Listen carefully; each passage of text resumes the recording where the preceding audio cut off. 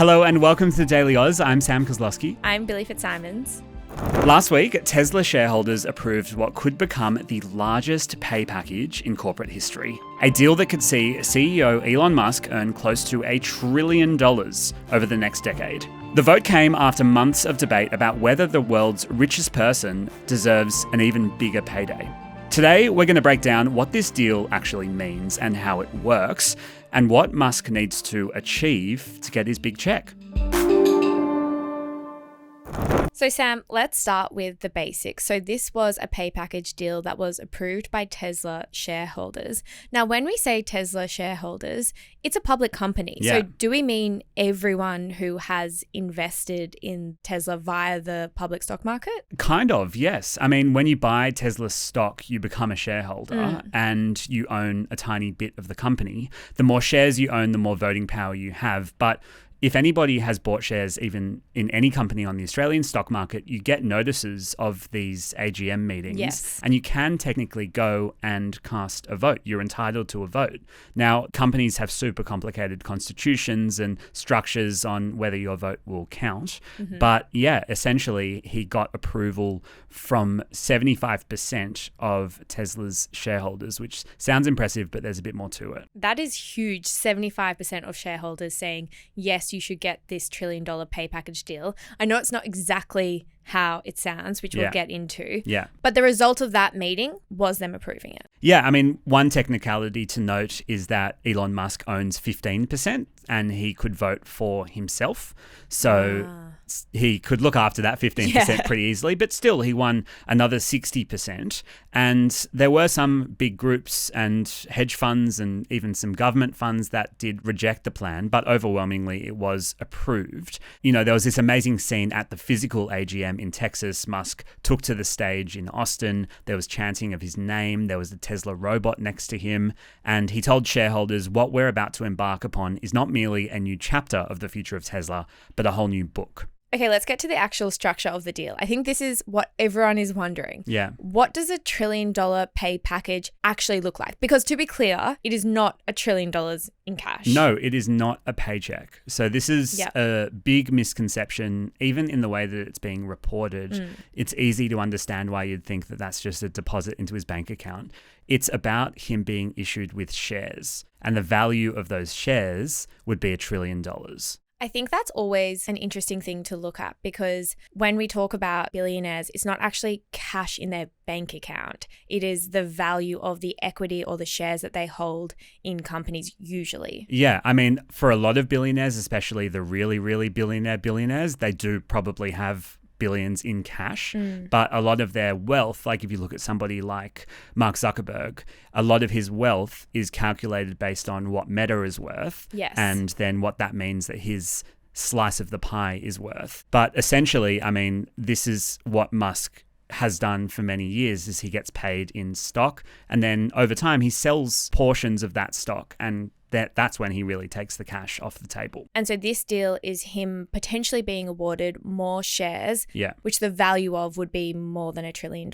Exactly. So he would receive up to 423 million Tesla shares over the next 10 years if he hits certain targets, and there's one target for every year. So this is interesting. So it's not the shareholder saying, here's $1 trillion worth of shares in Tesla. It is them saying, if you hit these certain targets, KPIs, if you will, that is when you will get this deal. Exactly. And they are aggressive targets. Tell us about them. The biggest target is growing Tesla's market cap, and I'll explain that in a minute, from its current valuation of $1.4 trillion to $8.5 trillion over 10 years. So they're wanting to aggressively grow this company. Yeah. And so you said market cap before. Yeah. What is that? So that's the total value of the entire company as determined by the stock market. So if you buy shares in a company and you buy a share for $20 and there are 100 shares on offer to the entire market, the market cap is $2,000. Right. So it's kind of just number of shares times share price equals market cap. And so when we say that Musk needs to grow Tesla to a market cap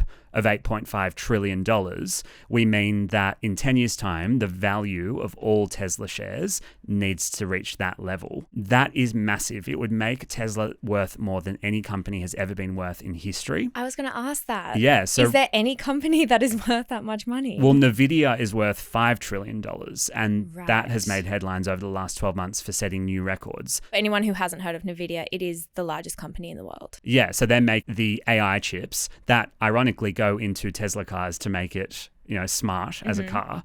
But Musk would need to make Tesla worth 70% more than what Nvidia is worth now over the next decade. It's an unbelievable target, but he has done this before. So back in 2018, shareholders approved a kind of similar package, a bit scaled down, obviously, because it was still, a different time in Tesla's history. But they required him to grow Tesla's value by 10 over, I think it was a 5 or 6 year period, and he did it ahead of schedule. So he knows he can do this kind of thing. This is another stratosphere, but he's got form. And so I imagine there are installments to this. It's not just at the end of the 10 years they'll decide whether or not he gets it. Yeah. But there would be installments along the way. Hello, Billi here from TDA. We have just looked at our YouTube analytics and 95% of you who are watching our videos aren't subscribing. If you want to help independent media like us grow, the best way you can do that is by pressing subscribe. Thank you so much, and back to the video. Exactly. So it's evenly split over the next 10 years. For every time he hits a goal after 12 months, he gets 1%. So he works his way up. The goals are not just about that market cap number. There are also goals about what Tesla is delivering. So for example, Tesla needs to deliver 20 million Tesla vehicles for him to hit one of the hurdles. They need to bring 1 million self-driving robo-taxis into commercial service. They need to sell 10 million subscriptions to their full self-driving features. So anyone with a Tesla over the next 10 years, at some point, they're going to release a feature that says you can make your Tesla a self-driving car, if it's obviously permitted by law where you are. And then the craziest one, I think, is that he needs to sell 1 million humanoid robots. So these are these new robot products from Tesla that look like a kind of 6-foot human being. I have seen and them. Can, I don't know, clean your house and do things. So really ambitious numbers there. And I guess if you look at it from a Tesla shareholder perspective, if he can do all of that and reach this unbelievable $8 trillion valuation, then arguably he probably deserves that sort of reward. I mean, does anyone deserve $1 trillion reward? I don't know about that. Well, that's been really interesting in reading about how the world has reacted to this, because it's kind of hard to understand what that even looks like. I guess the argument from the shareholders' perspective would be, if this is achieved for Tesla, it's not only Elon Musk who is benefiting. Exactly. It is also the shares that all of those shareholders have in the company. Exactly. But I think we need to pause, because $1 trillion, I know that it can't just be me who is so confused about what that actually looks like. I find it hard to wrap my head around that number. How do we put $1 trillion into perspective? So I want you to picture that you're in a helicopter looking down at a football field. Beautiful. So $1 billion is 1,000 piles of $1 million. That's $1 billion. That's $1 billion. Yeah. $1 trillion is 1,000 piles of $1 billion. So $1 trillion is 1,000 billions. Yes. So if you earned $1 million every day, which is wild, it would take you nearly 2,740 years to earn $1 trillion. Wow. Yeah. So Musk's current net worth is about 460 billion, which makes him the world's richest person. This pay package could potentially more than double that. And to put it another way, the average Tesla worker earned about $57,000 US in 2024. So that's about $1,100 a week. If Musk gets the full $1 trillion payout after 10 years, that's the equivalent of earning about $1.9 billion in stock every week until then. My mind, I'm still trying to fully comprehend it. Well, there's some really interesting analysis from economists that I've read that basically said over the weekend, it's physically impossible to make use of that much money. Yes. Like the world is not set up for trillionaires to be able to do anything useful with that money. Well, except for maybe redistributing that wealth. Well, yes. Okay. Well, I don't mean to sound...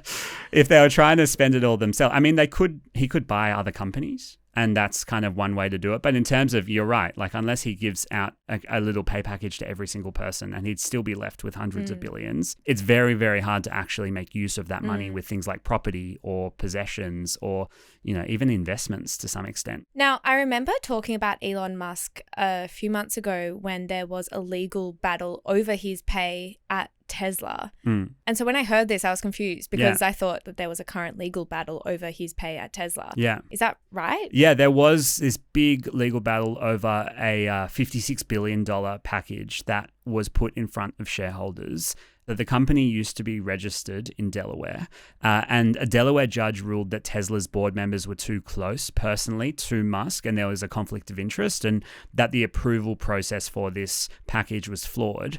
Tesla appealed that decision, but in the meantime, the company actually moved its legal headquarters from Delaware to Texas, where that sort of law isn't applicable. And this new package essentially replaces that old one that got blocked. And there's not much that the Texas legal system can do to regulate it. Right. So that is mostly done and dusted, that legal battle. Yeah. This is now approved. This is in place now for the next decade. Okay. And so what's been the response from analysts and also corporate governance experts? Well, the reason why corporate governance is basically the idea of how to govern a company. So what's fair, what's not, what should a shareholder like you and I, if we had $100 worth of Tesla stocks, what are our rights in this sort of thing happening? And it's been pretty divided. So supporters argue, as you said before, that if Musk can do all of this, then everybody will benefit. Everyone will get a lot richer if they own Tesla stocks, and he should benefit as well. But then there are some critics, and some look at it from the point of view of who owns money in the world, and money equals power. And I mean, one example is the New York State Comptroller who collects taxes. They said it's not pay for performance, it's pay for unchecked power. So at that level of wealth, there's nothing that could really stop this man. Can you explain that a little bit more? So what the authorities are saying there is that this package, when you consider how much political power Musk has, could present a real risk to the American people because it's, nothing would stop him from creating his own militia. Or, the level of wealth that we're talking about here is not like other discussions we can have about political candidates, for example. He could buy every single ad on TV in the 6 months leading up to an election and not notice that money leaving his account. So it's come from the perspective of, do we have systems set up to actually kind of moderate what that sort of wealth could do? I see. And what's the answer? We don't. I mean, especially in America. And it's not just Americans. I mean, Pope Leo weighed in. He said that Musk's compensation is a symptom of growing disparity between working people and the wealthy. And against all of this, though, is other critics who say that Tesla aren't actually going to hit these goals. Tesla have had a really rough year, 2 years. There's declining sales figures because there's more competition from Chinese EV manufacturers. But there's also a lot of people who are not buying Teslas now out of protest for Musk's political involvement. He was part of DOGE, the Department of Government Efficiency, and they kind of, a lot of Tesla consumers now see him as almost a kind of Trump-esque member of the American political scene that they don't want anything to do with. Such a fascinating conversation that with this pay package approved, there is the context of all of these issues going on in the background. And it will be fascinating to see if this $1 trillion pay package does eventuate. The world has certainly never seen anything like it before. No. So it will be a very interesting one to keep our eyes on. And we've got 10 years to watch it all go down. I'll see you there. Wow, that will be a beautiful annual episode. Thank you for explaining that, Sam. Thanks. And thank you so much for listening to this episode of The Daily Aus. We will be back this afternoon with your evening headlines. But until then, have a great day.